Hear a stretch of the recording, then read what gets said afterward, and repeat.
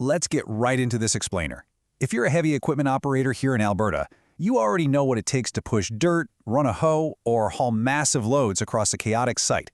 But today, we're talking about the DirtSchool.ca study guide, which is built specifically to help you pass the IUOE Local 955 Aptitude test. Look, you already know how to run iron in some of the absolute toughest conditions on Earth. You've put in the seat time. But to get that union card and unlock the biggest jobs in the province, you've got to prove it on paper first. And honestly, that's exactly where a lot of top-tier operators hit a brick wall. Section 1, the written test trap. We really need to address why so many solid operators actually fail this thing. Here's the hard truth. This is not an intelligence test. It's just a basic skills assessment. The problem is the transition. Going from the cab of a machine, where you rely entirely on instinct, experience, and handling physical job site pressure, to a desk with a ticking clock, that's what trips guys up. They aren't testing how smooth you are in a CAT 330. They're testing your ability to handle basic math, mechanical concepts, and reading under strict time constraints. Think about it for a second. When was the last time you actually calculated fractions or percentages with a pencil? Most people fail simply because they freeze up on the basics. You do this math instinctively on site every single day, right? Judging slopes, figuring out fuel burn, but you probably haven't written it out in a decade. That paper rust is the trap. Move into Section 2, Local 955 in Alberta. Let's look at why getting that card is worth dusting off the rust and putting your head down to study. Just look at the numbers. These are real 2024 wages for journeyman operating engineers in Alberta. We're talking $38 to $82 an hour, depending on your classification and the specific type of work. That union card means access to serious paychecks, a solid pension, and union representation on the biggest jobs out there. Getting into 95 is your ticket to the big leagues. It puts you on major industrial construction sites, the oil patch, and massive pipeline spreads. And it means dealing with realities that are uniquely Albertan. You know what I'm talking about. Running equipment on muskeg, winter ops where diesel gels at -20 and your DEF freezes solid at -11, and navigating H2S hazards where you never even step on site without your monitor. Passing this test is the gateway to all of it. Let's jump into Section 3, Beating Job Site Math. This is the section that catches the absolute most people off guard. Now, the most important thing to remember here is that there is absolutely no advanced calculus on this exam. None. It's just job site math masquerading as school math.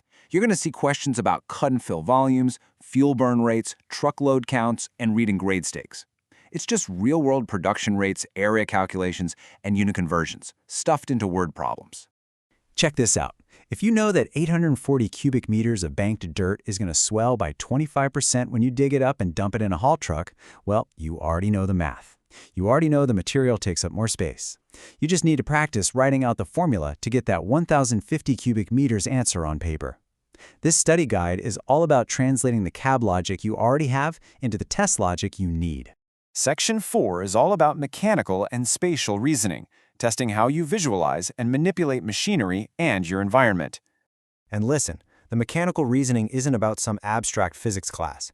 It's practical machine physics. You'll need to understand things like Pascal's law and how hydraulic cylinders generate force. You'll look at gear ratios where you're trading speed for torque. They'll test you on center of gravity, slope stability, and crane radius tied to tipping moments.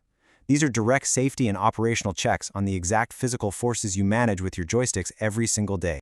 Then there's the mental rotation part of the test. You'll be asked to visualize and rotate shapes in 3D space. While it might look like some random puzzle on the page, this is the exact same mental muscle you use when you're orienting yourself to a site plan view or visualizing a grade before you ever drop your blade.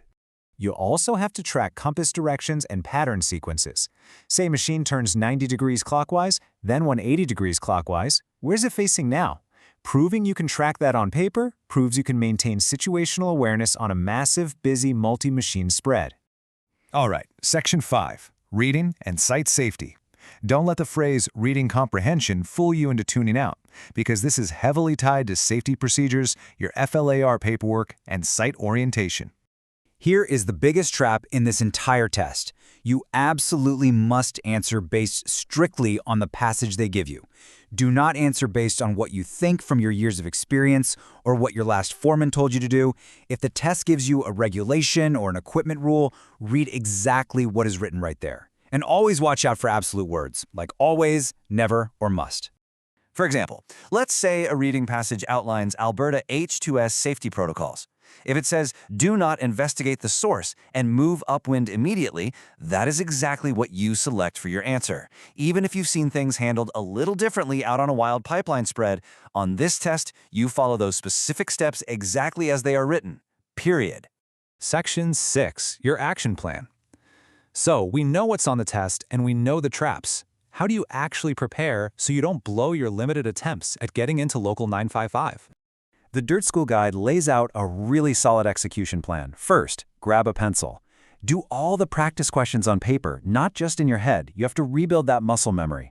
Take the 60-question mock test included in the guide under a strict 60-minute time limit to simulate the real pressure. And then, right before you walk into the testing center, review the 10-minute cram sheet to keep all those formulas fresh in your mind. How do you know when you're actually ready? The magic number is 80%. When you're consistently hitting 80% or higher on that practice test under timed conditions, you are officially ready to walk in there and pass. You know the iron, you know the job, the muskeg, and the pressure. The only thing standing between you and the biggest jobs in Alberta is just a stack of paper. The work is waiting out there for you. So, are you ready to sharpen your pencil, trust your experience, and prove what you already know? Thanks for checking out this explainer. Now go get that union card.